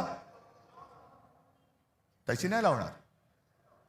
नको त्या गोष्टींमध्ये चौकशा करणार. आज तुम्हाला सांगतो, भाजपच्या एका वर्षात भाजपला एका वर्षामध्ये साधारणतः 3100 कोटी रुपये निधी मिळाला. 3100 कोटी. तुम्ही म्हणाल तुम्हाला काय याचं पडले सांगतो ना. आज राज्य सरकार त्यांचं आहे, केंद्र सरकार त्यांचं आहे. पण मुंबई महापालिकेला विविध करांच्या माध्यमातून जवळपास जवळपास 10,900 कोटी 10,900 कोटी म्हणजे किती झाले? 11,000 कोटींची थकबाकी येणं बाकी आहे. यांच्या तिजोऱ्या भरतायत, माझ्या मुंबईची लुटतायत. तिकडे गणेश नाईक बॉम्ब मारतायत, नवी मुंबईची तिजोरी खाली झाली. आणि म्हणून तुम्ही मुद्द्याचं बोला. आज आम्ही जे सांगतोय की आम्ही एवढ्या मुलांना मोफत शिक्षण देतोय, 8 भाषांमध्ये विविध शाळांमधनं शिक्षण देतोय, आधुनिक तंत्रज्ञानाने मुलांना शिकवतोय. या ना, समोर या आणि एक शहर तुमच्या राज्यातलं असं दाखवा की भाजप शासित शहर आहे ते मुंबईच्या बरोबरीने येऊ शकेल. दाखवून द्या, मी काही हरायला तयार आहे. पण मुद्दे सोडून बोलायचं, आपल्याला भांडवल ठेवायचं आणि अदानीच्या थैल्या भरायच्या. तुषार आपटेचा उल्लेख जो राज तू केला, अक्षय शिंदे मारला, तुम्हाला माहिती आहे ना, एन्काउंटर केला. आणि मी याच व्यासपीठावरून बोललो होतो की शिंदेना गोळ्या घालायलाच पाहिजे होत्या. ह्या संदर्भ माझा काही जणांनी वेगळ्या अर्थाने घेतला. माझं म्हणणं एवढंच होतं की गुन्हेगाराला सजा झालीच पाहिजे. पण ज्या पद्धतीने अक्षय शिंदेचा एन्काउंटर झाला, हा संशयास्पद आता तुम्हाला वाटतोय की नाही वाटत? कारण जर का अक्षय शिंदे जिवंत असता आणि त्यांनी कदाचित या सहआरोपी असलेल्या तुषार आपटेबद्दल माहिती दिली असती तर कोण फासावर गेला असता? पण हे पुरावे मारून टाकायचे. आणि तुषार आपटेने तिथे बदलापूरमध्ये पक्षाचं काम चांगलं केलं म्हणून या विकृताला त्यांनी स्वीकृत नगरसेवक केला. ही सगळी बजबजपुरी झालेली आहे. आम्हाला तो भाजप एक काही काळ थोडासा आपला वाटत होता, जो राष्ट्र प्रथम म्हणत होता. आता ज्या पद्धतीने सगळे गुंड पुंड त्याच्यामध्ये जात आहेत. नाशिकमध्ये आमच्या सोबत होता तेव्हा हा सलीम कुत्ताचा मित्र, पण सलीम कुत्ताचा मित्र भाजपात गेल्यानंतर त्याचं श्वान झालं. तिकडे प्रफुल्ल पटेलला त्यांनी घेतलं, इक्बाल मिर्चीचा साथीदार. नवाब मलिक आमच्या सोबत होते तर दाऊदचा साथीदार. आणि अजित पवारांबद्दल माझं स्पष्ट म्हणणं आहे देवेंद्र फडणवीसांना की 70,000 कोटीचे घोटाळ्याचे आरोप तुम्ही आणि मोदीजींनी त्यांच्यावरती केले. ढीगभर पुरावे तुम्ही नेऊन दिले. आता जर का केस चालू आहे असं तुम्ही म्हणताय तर पुरावे तुम्ही दिलेत, ते आता पुरावे की जाळावे कोर्टाने एवढं सांगा. आणि त्या पुराव्यामध्ये दम असेल, कारण तुम्हाला माहिती आहे तुम्ही पुरावे दिलेत, तर अजित पवारांना लाथ मारून हाकलून द्या. आणि नसेल तर अजित पवारांची जाहीर माफी मागा. कारण हेच तुमच्या चाळचाळी चाललेले आहेत. लोकांना बदनाम करायचं, आयुष्यातून उठवून टाकायचं, पक्षामध्ये घ्यायचं. म्हणजे भाजपची एवढी हालत वाईट झालेली आहे. निष्ठावंतांना आता काही किंमत राहिलेली नाहीये. निष्ठावंत सगळे उपऱ्यांच्या, म्हणजे आपण उपरे वेगळे आपल्या डोक्यावर बसवतात हे, पण भाजपच्या निष्ठावंतांच्या डोक्यावरती वेगळे, म्हणजे भाजपच्या ते जयंतराव तुम्हीच सांगितलं होतं ना, तसं त्यांचं झालं. आता कोणाच्या खांद्यावर कोणाचे ओझे, सगळे माखलेले, घाणीने माखलेले, लडबडलेले. ही लोक घ्यायची, निष्ठावंतांनी त्यांचे लंगोट धुवायचे, सगळं साफ करायचं आणि डोक्यावरती घेऊन यांना नाचत सुटायचं. एवढंच निष्ठावंतांचं काम राहिले. ही भाजप आम्हाला मंजूर नाहीये. आता भाजपामध्ये राष्ट्र प्रथम नव्हे तर भ्रष्टाचार प्रथम म्हणणारी भाजपा झालेली आहे. गुंडागर्दी करणारे, बलात्कारी प्रथम म्हणणारी भाजपा झालेली आहे. आणि आपल्यामध्ये आगी लावून प्रत्येक ठिकाणी हेच होतंय. एका मोठ्या समाजाला डिवचायचं आणि त्याच्या विरुद्ध इतर समाजाला चिडवायचं. म्हणजे हा डिवचलेला समाज विरुद्ध गेला तरी चालेल, पण बाकीचे चिडवलेले एकत्र येऊन हे भाजपला मतदान करतील. कसं करतील हे बघायचं. मी इथल्या मुंबईकरांना, तमाम मुंबईकरांना मी आवाहन करतोय, म्हणजे विनंती करतोय, हा लढा आमचा आहेच, मराठी माणसाचा आहेच. पण आज मुंबईमध्ये अनेक पिढ्या राहणारे इतर भाषिक आहेत. ज्या वेळेला मुंबईमध्ये संकट येतं, नैसर्गिक आपत्ती असेल, अतिरेकी हल्ला असेल, तेव्हा पहिल्यांदा जात पात धर्म न विचारता त्याला वाचवायला धावून जातो तो शिवसेना प्रमुखांचा शिवसैनिक धावून जातो. रक्तदान करायला पहिल्यांदा रांग लावून उभा राहतो तो भाजपवाला नाही राहत. तो तिकडे गोमूत्रासाठी लाईन लावेल, पण रक्तदानासाठी नाही लावणार. गोमूत्र प्राशन करायला लाईन लावतील तिकडे. माणसं मरतायत, नाही गोमूत्र प्राशन केलं तर त्याची जीव वाचतील. तुमचं हिंदुत्व. पण रक्तदान करताना सुद्धा शिवसैनिक कधी विचारत नाही की हे माझं रक्त कोणाला जाणार आहे. हे अशा अण्णा मला येतील आणि जातील, मलाही खाणारे येतील आणि जातील, ओरबाडून आपल्याला काढलं जातंय. आणि म्हणून आम्ही एक पोट तिडकीने हा लढा उभारलेला आहे. नाही तर आम्ही पण गेलो असतो ना. हे एवढं देश भरून अडाणींनी टाकलेलं आहे, त्याच्यात आम्ही आमची घरं भरली असती. काय फरक पडतोय. पण तसं जर का आम्ही झालो तर राज, तू जे बोललास की आज शिवसेना प्रमुख आमचे आजोबा हे वर्ण आमच्याकडे बघत असतील, त्यांच्या डोक्यात किंवा त्यांच्या मनात आमच्याबद्दल काय झालं असतं. अरे ही आमची पिढी, आम्ही काय होतो, आम्ही काय लढा उभा केला, कशा त्या खचलेल्या मराठी माणसाच्या मनगटामध्ये आम्ही हिंमत आणि आत्मविश्वास भरला. आणि ही माझी शेळपट मुलं आणि नातवंड नाही. पण त्यांनी जे आणखीन सांगितले की जगायचं कसं, एकच दिवस जगा पण तो वाघाचा जगा, 100 दिवस शेळीच्या जगण्याला काही अर्थ नसतो. जगायचं असेल तर वाघ म्हणून जगा, आणि शेळी म्हणून जगायचं असेल तर भाजपात जा. जे गेलेत गद्दार त्यांना जाऊ दे. असे अनेक जण आले आणि गेले. जसा अस्वलाच्या अंगावरचा एक केस उपटला तरी काय फरक पडत नाहीये, केस येतच असतात. भाजपला आज राजकारणामध्ये पोरं होत नाही, हे त्यांचं शल्य आहे, आमचं नाहीये.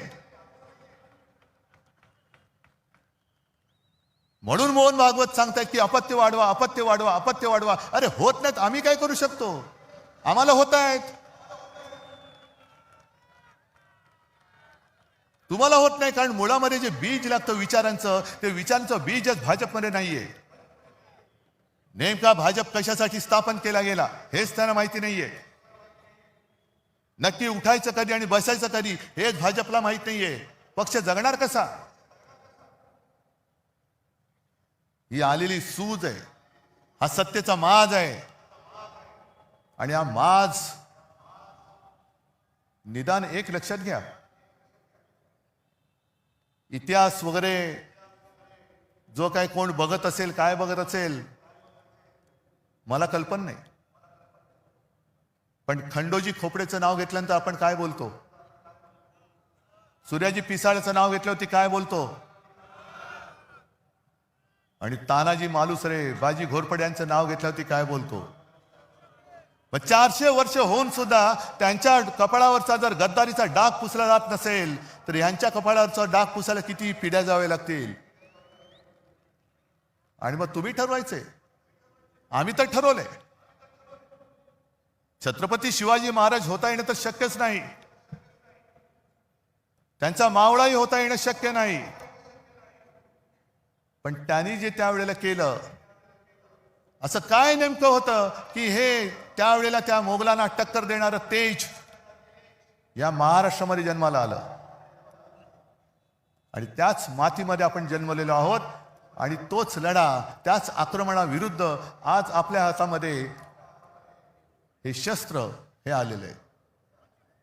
जगायचं कसं हे आपण ठरवायचं. इतिहासामध्ये नोंद आपली कशी झाली पाहिजे हे आपण ठरवायचं. आणि मला खात्री आहे की जे विचार आम्ही तुमच्या समोर मांडतो हे विचार नाही, हे सत्य आहे. आणि सत्य नाकारून जर का आज देखील कोणी पुन्हा भाजपच्या नादी लागणार असेल तर केवळ आपलंच नाही तर ते त्यांच्या पण मुलाबाळांचं आयुष्य धोक्यात घालतायत. आणि म्हणून एकच हात जोडून विनंती आहे, मी हात इतर कोणासमोर जोडत नाही, पण हे जे काय सैन्य आहे, हातामध्ये भगवा घेतलेलं सैन्य आहे, त्यांच्यासमोर मी हात जोडतोय. आणि ते हात एवढ्यासाठी जोडतोय की आता वेळ आलेली आहे, हाताची घडी सोडा आणि हातामध्ये मशाल घ्या, इंजिन सोबत आहे आणि विजयाची तुतारी फुंका. आणि हे फक्त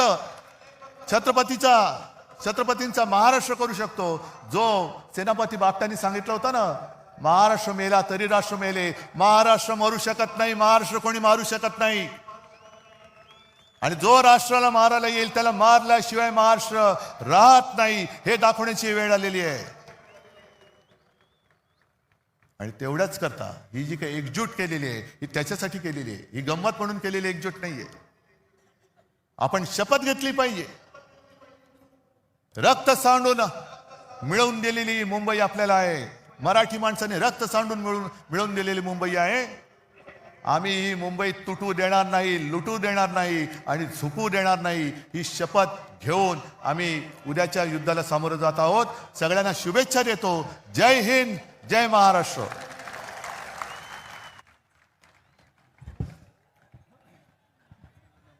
धन्यवाद साहेब. या सभेची सांगता राष्ट्रगीताने होणार आहे. आपणा सर्वांना विनंती आहे, आपण राष्ट्रगीतासाठी उभं राहावं.